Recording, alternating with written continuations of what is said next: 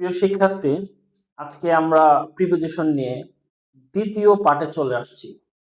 এর আগে প্রিপোজিশন নিয়ে অন্য একটি ভিডিও হয়েছিল, যেটি একটি ডায়াগ্রাম বা সেন্টেন্স হিসেবে প্রকাশ করেছি। যাই হোক, ওইটা তোমরা ইউটিউবে যে দেখতে পারবা। আমি মনে করছি যে প্রিপোজিশন নিয়ে আরেকটি ভিডিও হওয়া দরকার, সেই জন্য আজকে নিয়ে আসছি আরো সূক্ষ্মভাবে বোঝানোর জন্য। আমরা এখন স্ক্রিনে দেখব এটা আসলে কি। প্রিপোজিশন এমন ভাবে গঠন করা হয়েছে যেটা প্রিপোজিশনে প্লেস বোঝানো হবে, টাইম, ডিরেকশনটা বোঝানো হবে। কারণ অনেক সময় আছে কিছু কিছু লেকচারে প্রিপোজিশন ওইভাবে বোঝানো যায় না। কারণ আমি আগেই বলেছি, ইংলিশ ল্যাঙ্গুয়েজ একটা তপস্যার ব্যাপার, এটা সময়ের খাতিরে বা সময়ের বিবর্তনে আমরা শিখব। আচ্ছা, যাই হোক, আজকে আমাদের স্টাডি শুরু করব প্রিপোজিশন নিয়ে। সেটি হলো, প্রথমে আমরা দেখতেছি স্ক্রিনে, সেটা হলো ইন। যদি কোনো বস্তু একটি রুমের ভিতরে বা কোথাও যদি স্থির হিসাবে থাকে, সেখানে ইন বলবে। যেমন এই যে দেখো, এই বৃত্তটা স্থির হিসাবে আছে, সেই জন্য ইন বসছে, মানে একদম ভিতরে। আবার যদি অ্যাট হলো, যেখানে বসবে সেটা হলো কোনো একটি স্থানের পাশাপাশি আছে, স্থানের খুবই কাছে থাকবে, খুবই কাছে থাকবে, সেখানেও অ্যাট বসবে। 3 নাম্বার ডায়াগ্রামে যেটা বুঝতেছি, যে কোনো বস্তুর উপরে টাচেবল থাকবে।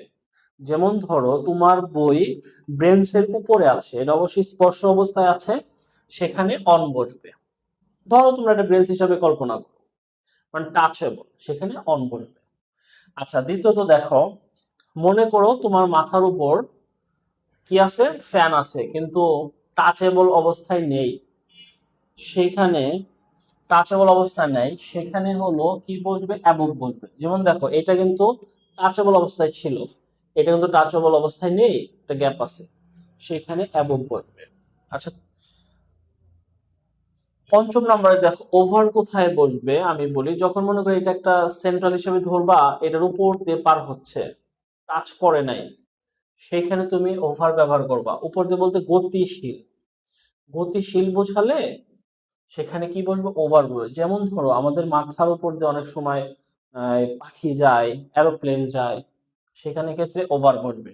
আবার কিছু কিছু জিনিস আছে তোমার, এবং হলো সাধারণত ওইখানেই বোঝায় যেখানে হলো, যেমন তোমার মাথার কি কি থাকতে পারে, এসি থাকতে পারে, ফ্যান থাকতে পারে, লাইট থাকতে পারে, স্থির অবস্থা আছে, সেখানে অ্যাবভ বসবে। তো প্রিয় শিক্ষার্থীরা, তোমরা তো বুঝতে পারছো অ্যাবভ কোথায় বসবে, ওভার কোথায় বসবে। আচ্ছা, এখন আসি নিচে। তো নিচে আসলে আমরা দেখতেছি অ্যারাউন্ড। তো অ্যারাউন্ডটা আসলে কি, ধরো এটা একটা কোনো রুম, ঠিক আছে, রুম। তো চারপাশে যদি কোনো কিছু মানে ঘূর্ণি অবস্থায় যদি থাকে বা ঘোরাফেরা করতেছে, সেখানে কি বলবে, অ্যারাউন্ড বলবে। ওকে। আবার অন্যথায় এরপরে দেখবো আমরা ইনটু। ইনটু সাধারণত কোনো একটি রুমে প্রবেশ করছে কেউ, বা তোমার স্যার বা তোমার মা বাবা। তো রুমে এই যে আমি যেরকম ঘোরাফেরা করতেছি, সেই ক্ষেত্রে কি বসবে, ইনটু বসবে। আচ্ছা, যাই হোক, তারপর হলো তুমি দেখো বিটুইন। তো দুইটি বস্তুর বা দুইটি জিনিসের যদি কিছু বোঝায়, সেখানে কি বসবে, বিটুইন বসবে। আচ্ছা, আবার কোনো কিছু যদি দুইয়ের অধিক বোঝায়, সেক্ষেত্রে দুইয়ের অধিক যদি বোঝায়, সেখানে কি বসবে, অ্যামং বসবে। আচ্ছা, তো আমরা নিচে দেখবো, তার নিচে দেখবো টু ওয়ার। টু ওয়ার সাধারণত ওইখানেই বসে যেখানে হলো চলমান গতিশীল কিছু থাকবে, মুভ করতেছে, সেই রকম। আচ্ছা, তারপরে দেখবো থ্রো। থ্রো হলো কোথায় হবে, কোনো কিছু মধ্য দিয়ে যাচ্ছে। যেমন অনেক সময় হয় না, আমরা কোনো এলাকার মধ্য দিয়ে যাচ্ছি বা বাজারের মধ্য দিয়ে যাচ্ছি, সেখানে আমরা থ্রো ব্যবহার করব। আসলে বেসিক্যালি প্রিপোজিশনের কাজ হলো পূর্বের ওয়ার্ডের সাথে পরের ওয়ার্ডের সম্পর্ক স্থাপন করা। কি করা, সম্পর্ক স্থাপন করা। আচ্ছা, তো যাই হোক, এই কিছু কিছু আমি কিন্তু বাদ দিয়েছি, এই কারণে বাদ দিয়েছি, এখানে বাদ দিয়েছি, কারণ বেশি ভিডিও বেশি লম্বা করা যাবে না। আচ্ছা, এক্রস হলো কোথায় বসে, ধরো তুমি একটি কোচিং এ পড়তেছো, সেই পাশ দিয়ে অনেকগুলা রিক্সা যাচ্ছে, আই মিন রাস্তা আছে, সেজন্য রিক্সা যাচ্ছে, সেখানে কি বসবে, অ্যাক্রস বসবে। যেমন আমাদের কোচিংটা হলো রাস্তার পাশে, সেই জন্য আমরা এখানে অ্যাক্রস ব্যবহার করতে পারি। বলতে পারি the rickshaw across our coaching. আচ্ছা, তারপরে দেখো ফ্রম এবং টু। ফ্রম সাধারণত উৎপত্তি বা সৃষ্টির ক্ষেত্রে ব্যবহৃত হয়। যেমন ফ্রম ধামরাই টু ঢাকা, কোন দিকে যদি বোঝায় সেখানে কি বসবে? টু বসবে। ঠিক আছে, ওকে ফাইন।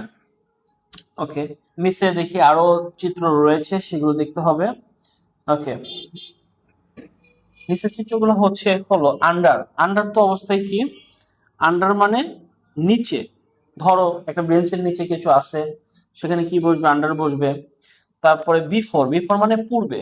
ধরো এটা একটা বস্তু, সেই পূর্বে কিছু আছে। বিহাইন্ড, বিহাইন্ড অ্যাকচুয়ালি পিছনে বোঝায়। ওকে, অ্যাওয়ে হলো দূরে বোঝাবে।